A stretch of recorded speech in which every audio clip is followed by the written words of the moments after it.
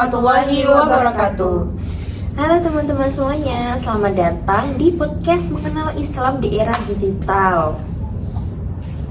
Perkenalkan, nama saya Nikita Syara Novela sebagai host kali ini, dan juga di sini ada narasumber kita. Saya Nisfiya Nurmadina.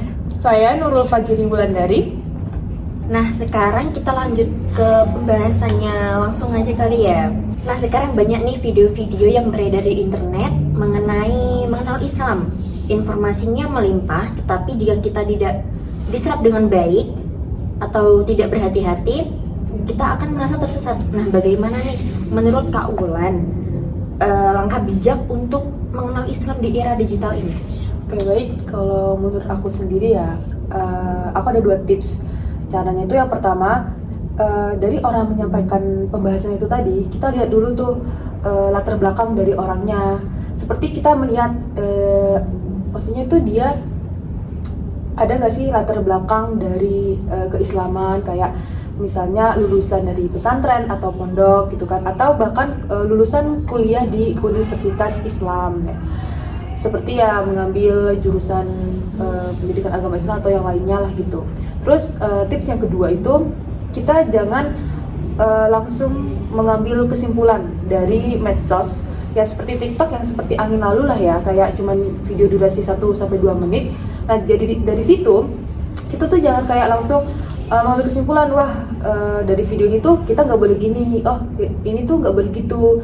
Nah, jangan. Jadi kayak kita tuh sebelum menyimpulkan sesuatu itu harus kita kaji lebih dalam, dan kita harus mencari informasi yang lebih dalam lagi dari berbagai sumber aja sih.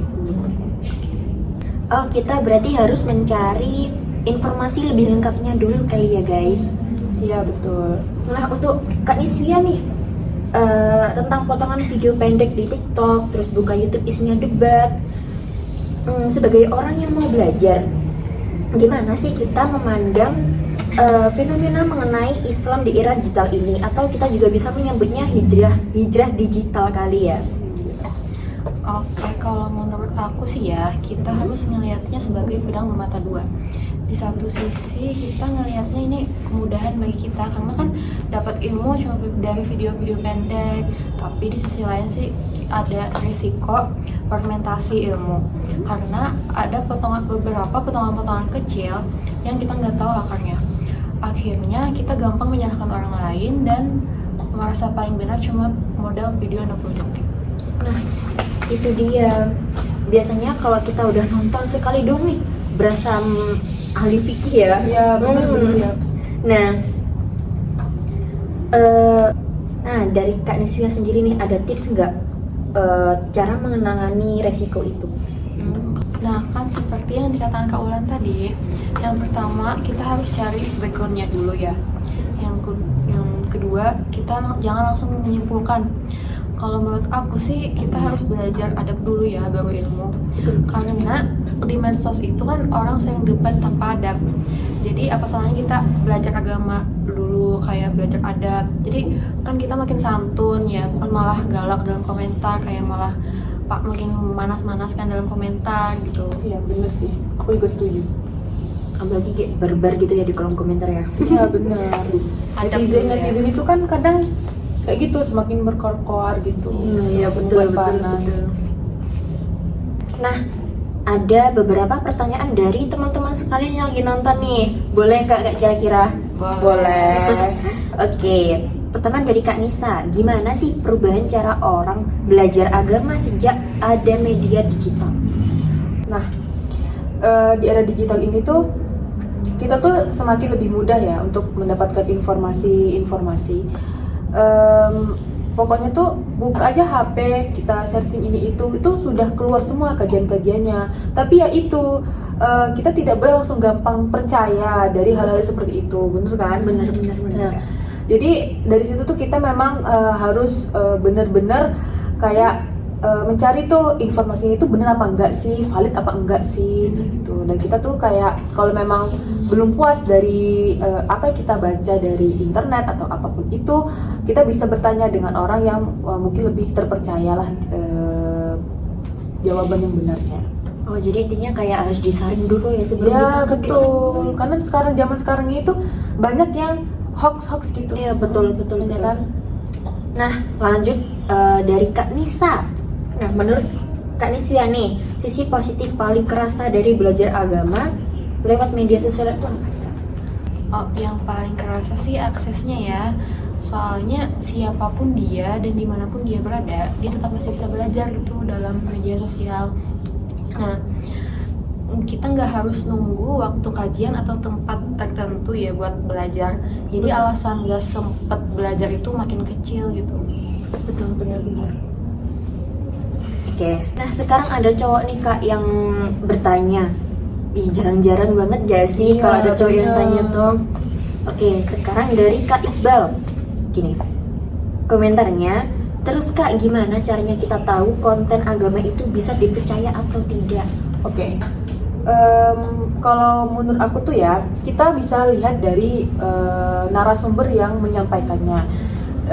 Gimana sih cara dia menyampaikan? Nah, kalau yang kredibel itu biasanya tuh dia menyampaikan tuh dengan tenang, tidak menyerang, dan dia juga memiliki latar belakang yang jelas dari keagamaannya itu, bukan yang kayak seperti banyak viral-viral ya. Itu kan banyak ya, bukan cuma viral doang lah Iya, gitu. betul. Bener kan? Nah sekarang pertanyaan dari Kak Dinda.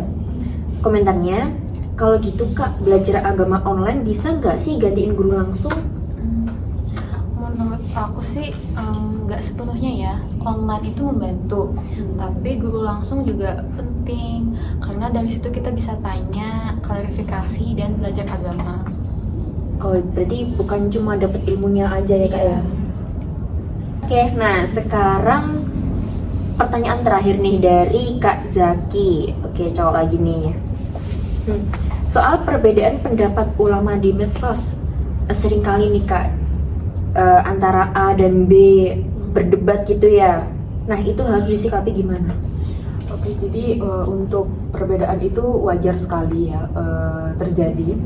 Nah, jadi kita tuh menyikapi, kita tuh harus lebih fokus pada ilmunya, jangan ke perdebatannya. Betul. Karena setiap perbedaan itu nggak harus diperdebatkan kan. Ya, jadi cukup dipahami saja.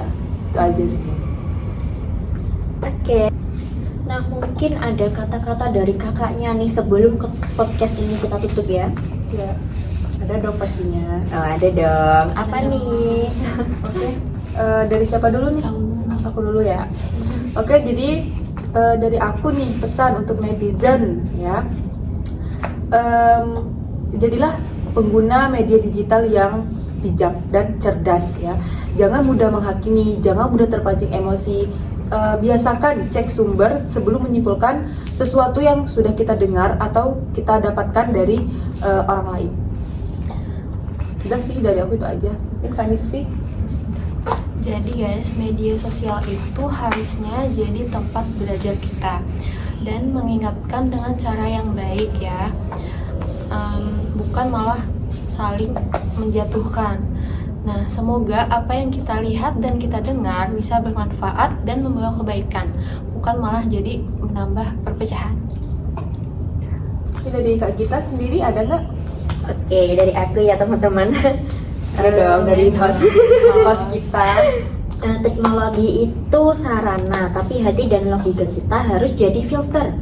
Jadi jangan sampai kuota internet kita penuh, tapi tangki spiritual kita kosong karena cuma kulitnya aja. Nah, Oke, itu aja sih. para netizen, cakep banget Kak kata-katanya. Aduh. Oke, sekian podcast kali ini mengenai mengenal Islam di era digital kali ini. Kami sampaikan terima kasih. Mungkin mohon maaf jika kita ada salah kata atau ilmu yang merasa kurang memuaskan gitu ya. Assalamualaikum warahmatullahi wabarakatuh. Bye bye guys. Bye bye Sampai guys. jumpa. Rampung. Alhamdulillah.